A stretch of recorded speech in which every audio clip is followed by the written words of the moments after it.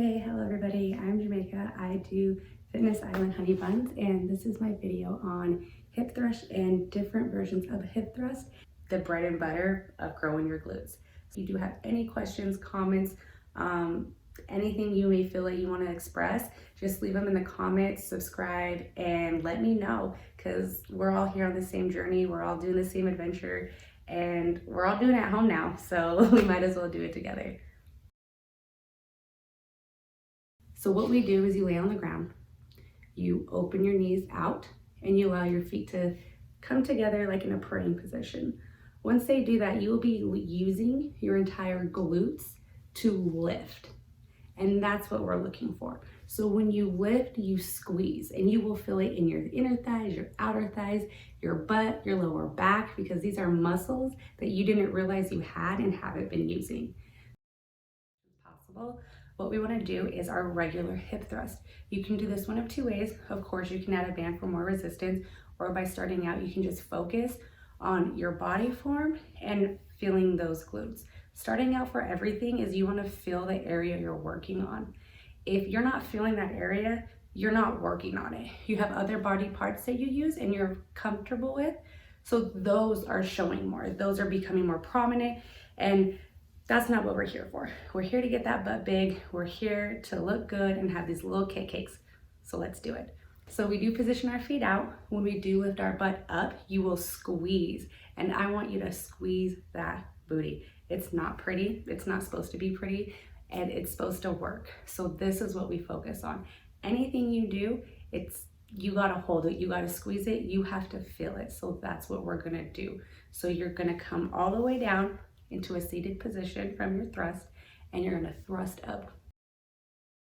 And if you didn't know, I'm sure you will know now, as I do love my frog pumps. I also do frog pump hip thrust with a pop at the end, because it's a little more difficult. Your feet aren't as used to it, and you do have to build that muscle if you don't already have it in your ankle.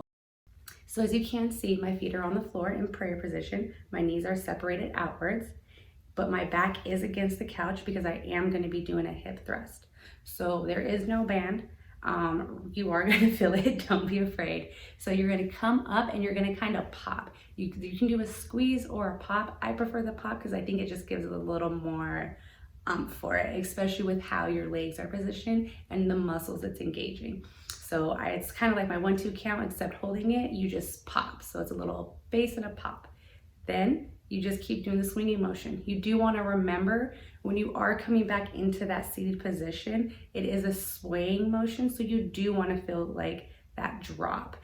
Everything about growing and engaging muscles has to do with the range. So I do a little bit of a different variation of a hip thrust. I know a lot of other fitness enthusiasts do single leg, straight legs, leg up or leg bent with like a band. Starting out, I wasn't really able to do these. I didn't have the balance, I didn't have the control, but everybody was like, do these and your butt will grow. So I was doing them. I was doing them incorrectly, but I do have a different version or very modified way that does help me, and it actually allows me to feel it. So I feel the engagement on my stable leg while maintaining an actual balance, and that's what we're looking for. We're looking for control, form, and those areas working. I don't want my arm and my back working where I'm trying to engage my glute. I'm not trying to grow my right arm when I'm doing butt exercises.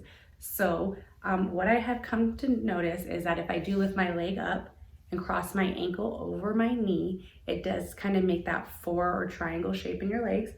This will allow you to have a better balance and a better control over your body while still doing the single leg hip thrust, which we're doing. So we want to try to do it the best we can in the best way we can. And this is how we get it done. So once you do that, it's the same with your other hip thrust or your original hip thrust. You are still doing that swaying motion down. You are still coming up and you are squeezing. You squeeze that glute, you engage that glute, you want it on fire. Once it's on fire, this is where the growth happens. This is where the magic happens. This is what we're looking for. So it's the same thing, except it's different modified. You're reaching different muscles, you're gauging them more, you're targeting them more, you're making that growth happen. So that will cover this little video today. If you do have any questions or need a more thorough example or description, or if you're just not fully understanding, that's more than fine. If you're new to the fitness world, I don't expect you to understand it all.